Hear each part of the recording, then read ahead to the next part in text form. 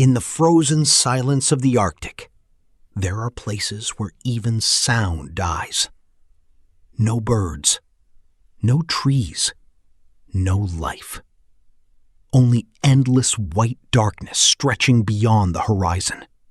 And somewhere beneath that ice, two lost ships slept for nearly 200 years.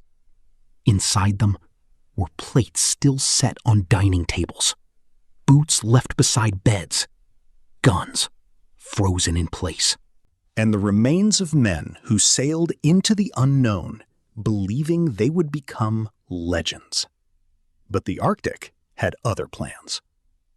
In 1845, the British Empire launched what was supposed to be the greatest exploration mission in human history. Two state-of-the-art warships, the best officers in the Royal Navy, enough food for years. One goal: to conquer the final unmapped passage on Earth. 129 men sailed proudly into the Arctic. Not one returned alive. No survivors, no rescue, no final goodbye. For years, the world searched for them. And when the truth finally emerged from beneath the ice, it was far worse than anyone imagined. Because this was not merely a failed expedition. This was the slow destruction of the human mind, the human body, and eventually, the human soul. The Age of Glory. The 19th century was an age obsessed with conquest. Empires were expanding across continents. The oceans were becoming highways of trade, and Britain ruled nearly all of it. The British Empire controlled enormous portions of the world, but there was still one route no one had mastered: the Northwest Passage, a legendary sea route through the Arctic that promised a faster connection between Europe and Asia. For centuries, explorers searched for it. Most never returned. Ships vanished into the ice like ghosts swallowed by another world. But by the 1840s, Britain believed technology had finally defeated nature itself. Steam-powered ships now existed. Navigation instruments had improved. The Royal Navy was stronger than ever. And so Britain prepared its greatest expedition yet. The mission would be led by veteran Arctic explorer Sir John Franklin. Franklin was already considered a hero. He was experienced, disciplined, respected. But there was one problem. He was nearly 60 years old. Too old, many critics believed, for the brutality of the Arctic. Still, the government approved him, because this mission was about more than exploration. It was about pride. National pride.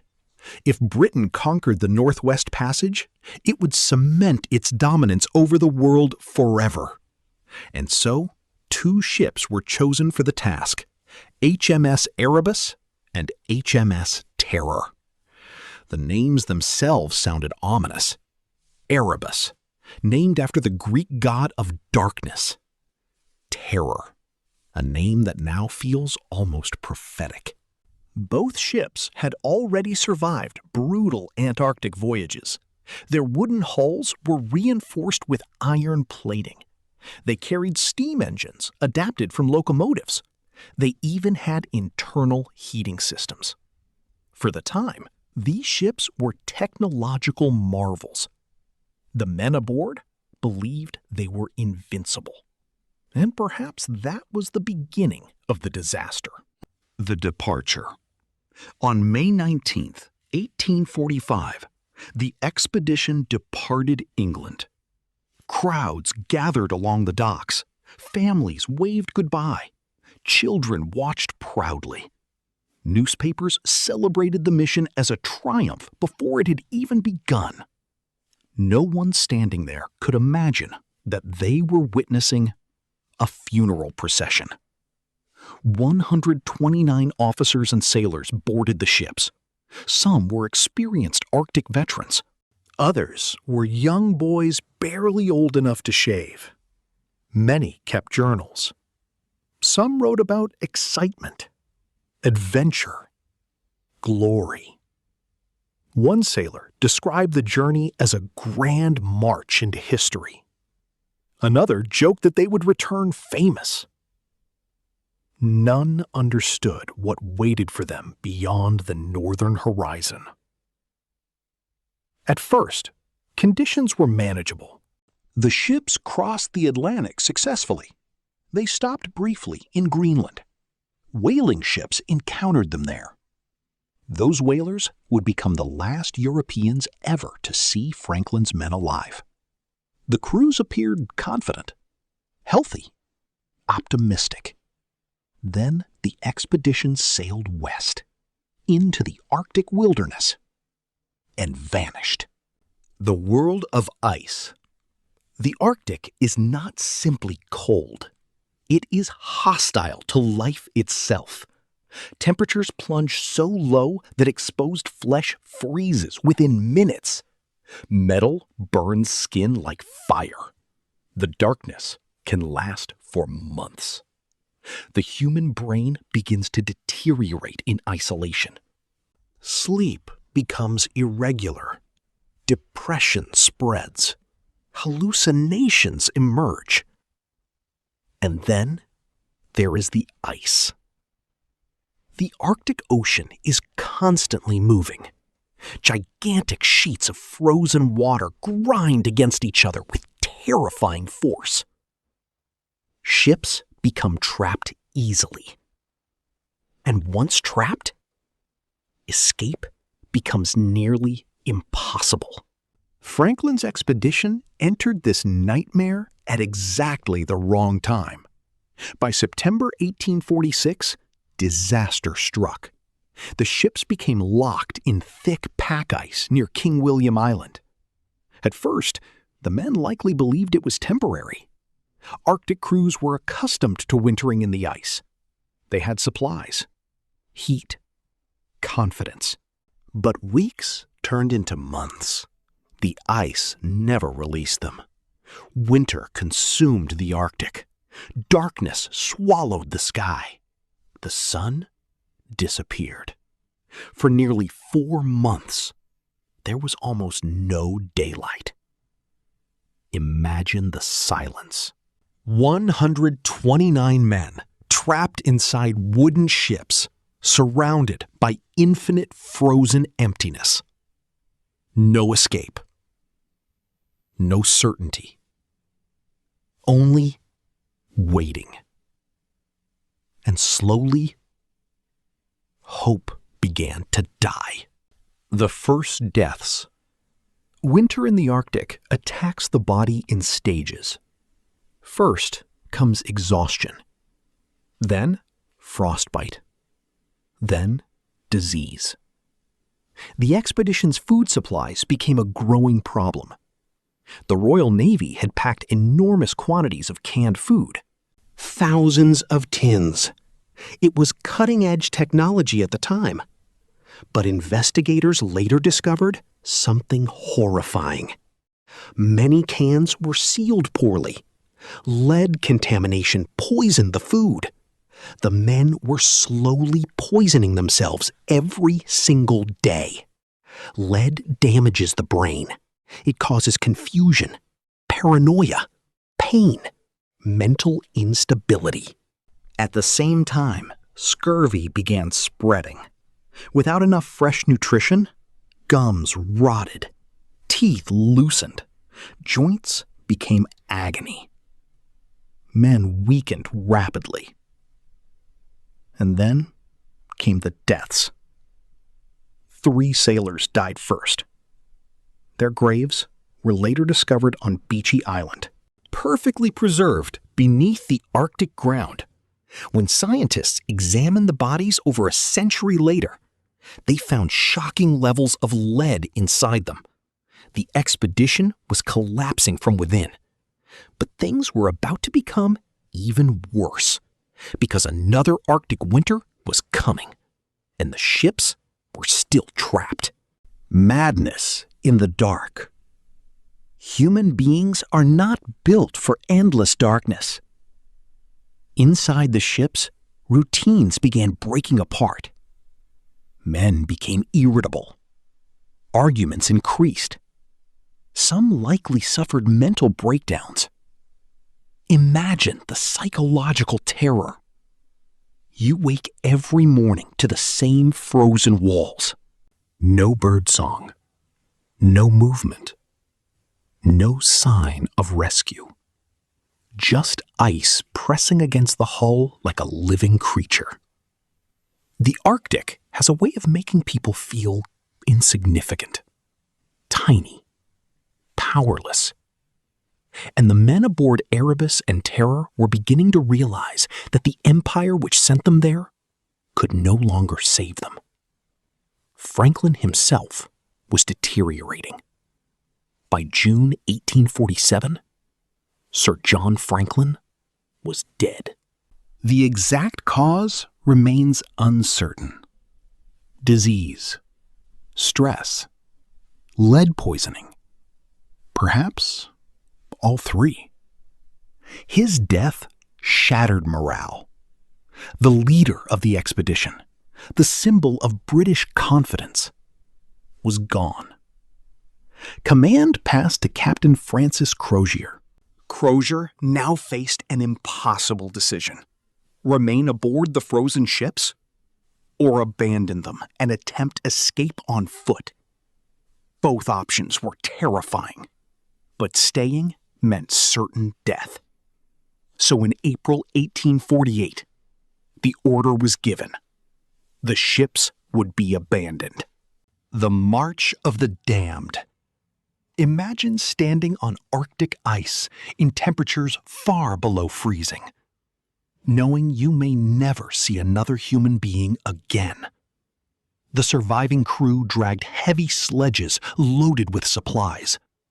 Some sledges weighed hundreds of pounds, and they had to pull them across jagged ice by hand. Many men were already starving, weak, sick. Still, they marched south toward possible rescue. But the distances were enormous. The Arctic destroys energy rapidly. Every breath burns calories. Every movement drains strength. And the men were carrying impossible burdens. Some historians believe they made fatal mistakes. They packed silverware, books, luxury items, tiny fragments of civilization carried into a wasteland that did not care. The march quickly became a death sentence. One by one, men collapsed. Some likely froze where they fell. Others may have simply sat down in exhaustion and never stood again. The survivors kept moving, because stopping meant death. But eventually, death caught all of them anyway. The horrifying discovery. For years after the expedition vanished, Britain refused to accept the truth. Search missions flooded the Arctic. Dozens of ships searched for Franklin. Wives waited for husbands who would never return. The empire became obsessed with solving the mystery. And then, search teams began finding clues.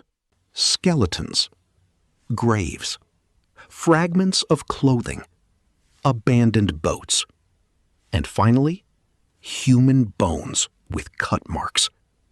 The evidence was horrifying. Some of the crew had resorted to cannibalism.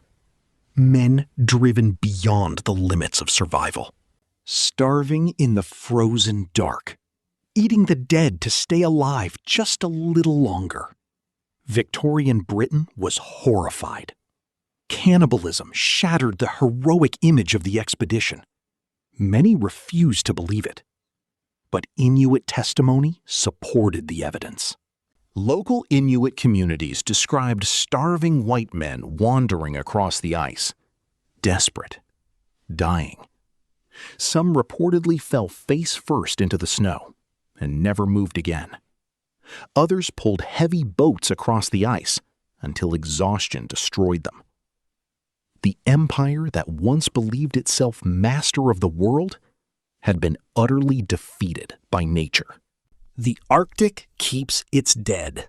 For over 150 years, the ships themselves remained missing, buried somewhere beneath Arctic waters. Their disappearance became one of history's greatest mysteries.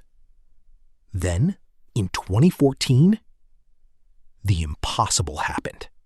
Researchers finally discovered HMS Erebus.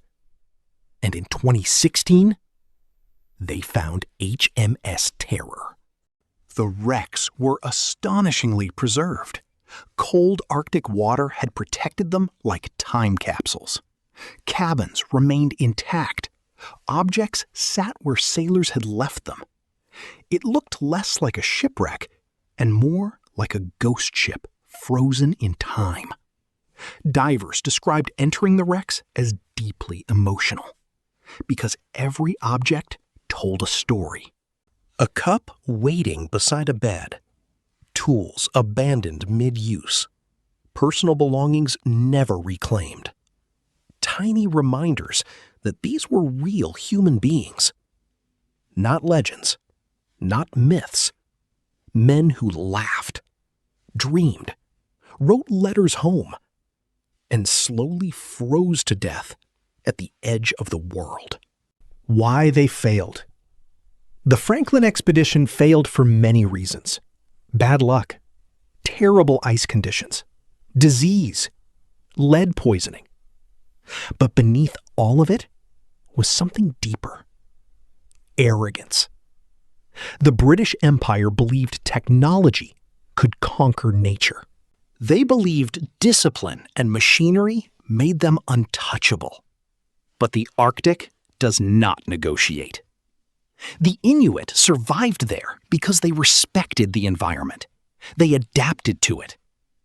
Franklin's expedition often ignored local survival knowledge. Heavy European clothing performed poorly compared to Inuit fur garments. Rigid naval discipline became a weakness rather than a strength.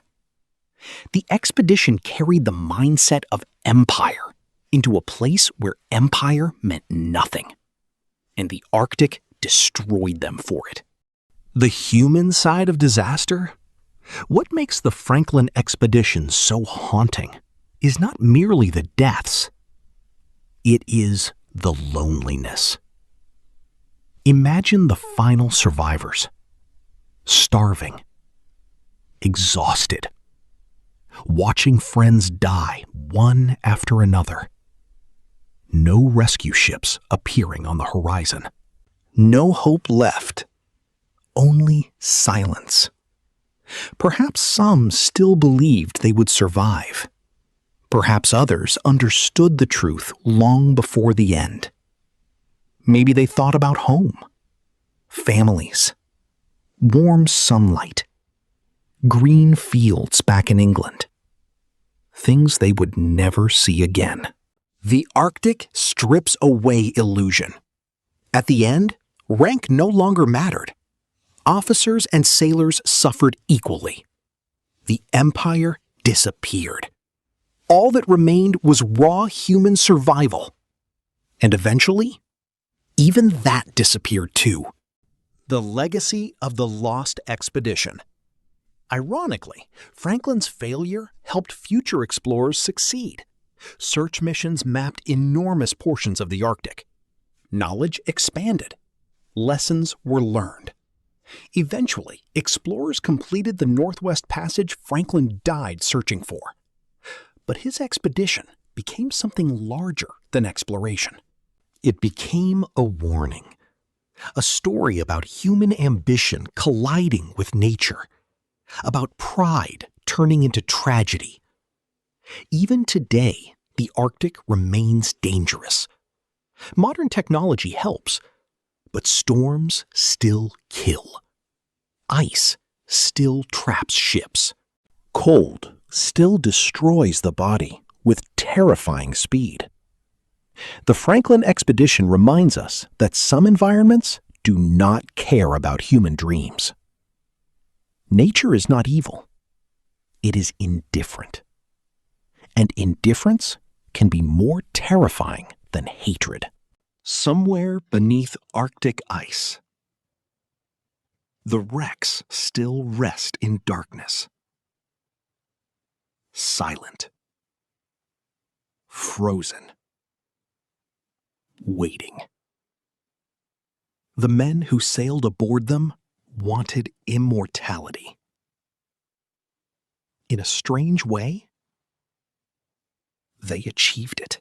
Because nearly 2 centuries later, we still speak their names, still search their ships, still imagine their final days. Not because they conquered the Arctic, but because the Arctic conquered them.